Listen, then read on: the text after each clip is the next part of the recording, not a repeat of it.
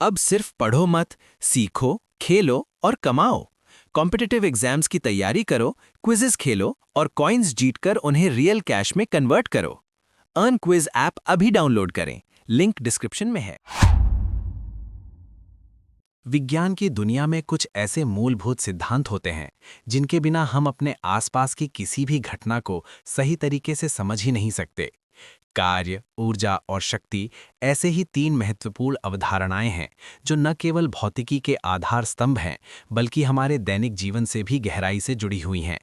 जब हम किसी वस्तु को उठाते हैं, दौड़ते हैं, मशीन चलाते हैं या बिजली का उपयोग करते हैं तो हर जगह इन तीनों का प्रत्यक्ष या अप्रत्यक्ष रूप से प्रयोग होता है। यही कारण है कि प्रतियोगी परीक्षाओं में भी इन विषयों से संबंधित प्रश्न बार बार पूछे जाते हैं। यदि हम इन अवधारणाओं को केवल परिभाषाओं तक सीमित न रखकर एक कहानी के रूप में समझें तो ये विषय न केवल आसान हो जाता है बल्कि याद भी लंबे समय तक रहता है। सबसे पहले यदि हम कार्य की बात करें तो सामान्य जीवन में हम इसे किसी भी काम से जोड़ते हैं, लेकिन विज्ञान में इसका अर्थ थोड़ा अलग और अधिक विशिष्ट है। भौतिकी के अनुसार जब किसी वस्तु पर बल लगाया जाता है और उस बल के कारण वस्तु में विस्थापन होता है, तब कार्य किया गया माना जाता है। उदाहरण के लिए, यदि आप एक किताब को मेज से उठाकर शेल्फ पर रखते हैं तो आपने कार्य किया क्योंकि आपने बल लगाया और वस्तु का स्थान बदला। लेकिन यदि आप किसी दीवार को पूरी ताकत से धक्का देते हैं और वो नहीं हिलती, तो वैज्ञानिक दृष्टिकोण से कोई कार्य नहीं हुआ क्योंकि विस्थापन नहीं हुआ। इस प्रकार कार्य का सूत्र W=F×S, जहां F बल है और S विस्थापन, हमें ये समझाता है कि केवल बल लगाना पर्याप्त नहीं है बल्कि उसका प्रभाव भी होना चाहिए। कार्य की इकाई जूल है, जिसका नाम प्रसिद्ध वैज्ञानिक जेम्स प्रेस्कॉट जूल के सम्मान में रखा गया है, जिन्होंने 19वीं सदी में ऊर्जा के अध्ययन में महत्वपूर्ण योगदान दिया। अब जब कार्य की समझ विकसित हो जाती है तो अगला स्वाभाविक कदम ऊर्जा को समझना होता है, क्योंकि ऊर्जा ही वो शक्ति है जो किसी भी कार्य को करने में सहायक होती है। सरल शब्दों में कहें तो ऊर्जा वो शक्ति है जो हमें कार्य करने की योग्यता देती है। यदि आपके पास ऊर्जा नहीं है तो आप कोई भी कार्य नहीं कर सकते।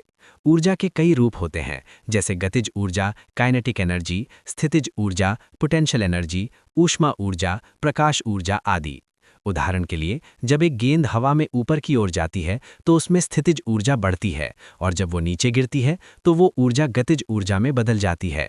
ये परिवर्तन ऊर्जा संरक्षण के सिद्धांत को दर्शाता है, जिसके अनुसार ऊर्जा न तो उत्पन्न की जा सकती है और न ही नष्ट, बल्कि ये केवल एक रूप से दूसरे रूप में परिवर्तित होती है।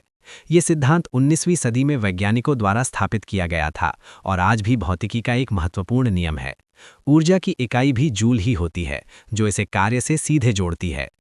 इसी क्रम में शक्ति की अवधारणा सामने आती है, जो कार्य और ऊर्जा दोनों से गहराई से जुड़ी हुई है। शक्ति का अर्थ है किसी कार्य को करने की दर, अर्थात कितनी जल्दी या कितनी गति से कार्य किया जा रहा है। यदि दो व्यक्ति एक ही काम करते हैं लेकिन एक व्यक्ति उसे कम समय में पूरा करता है तो वो अधिक शक्तिशाली माना जाएगा। उदाहरण के लिए, यदि एक मजदूर 1 घंटे में 50 ईंटें उठाता है और दूसरा मजदूर वही काम आधे घंटे में कर देता है तो दूसरे मजदूर की शक्ति अधिक है। शक्ति का सूत्र P=W/T, जहां W कार्य है और T समय, हमें ये स्पष्ट करता है कि शक्ति समय के साथ कार्य के अनुपात को दर्शाती है। इसकी इकाई वॉट W है, जिसका नाम प्रसिद्ध वैज्ञानिक जेम्स वॉट के नाम पर रखा गया है, जिन्होंने भाप इंजन के विकास में महत्वपूर्ण भूमिका निभाई थी। आज भी हम बिजली के उपकरणों की क्षमता को वॉट में ही मापते हैं, जैसे 100 वॉट का बल्ब या 1000 वॉट का हीटर।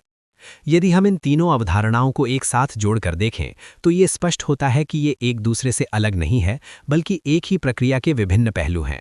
कार्य वो क्रिया है, ऊर्जा उसकी क्षमता है और शक्ति उस क्रिया की गति को दर्शाती है।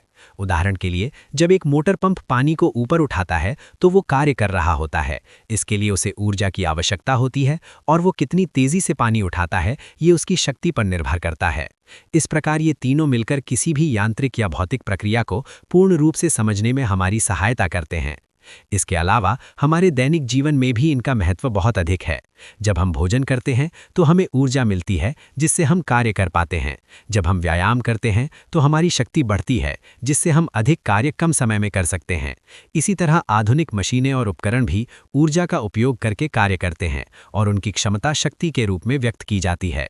यही कारण है कि उद्योग, परिवहन और तकनीकी विकास में इन अवधारणाओं की महत्वपूर्ण भूमिका होती है।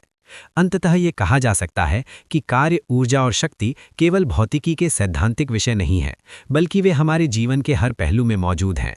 ये हमें ये समझने में मदद करते हैं कि दुनिया कैसे काम करती है और हम अपने संसाधनों का बेहतर उपयोग कैसे कर सकते हैं। प्रतियोगी परीक्षाओं की दृष्टि से भी ये विषय अत्यंत महत्वपूर्ण है, क्योंकि इससे जुड़े प्रश्न न केवल अवधारणात्मक समझ की जांच करते हैं, बल्कि तार्किक सोच को भी विकसित करते हैं। इस प्रकार यदि हम इन अवधारणाओं को एक कहानी की तरह समझें और उनके आपसी संबंध को पहचानें, तो ये विषय न केवल सरल हो जाता है, बल्कि ज्ञानवर्धक और रोचक भी बन जाता है। इस टॉपिक का क्विज अर्न क्विज ऐप में अवेलेबल है। डाउनलोड करें और क्विज खेलकर अर्न करें। डाउनलोड लिंक डिस्क्रिप्शन में है।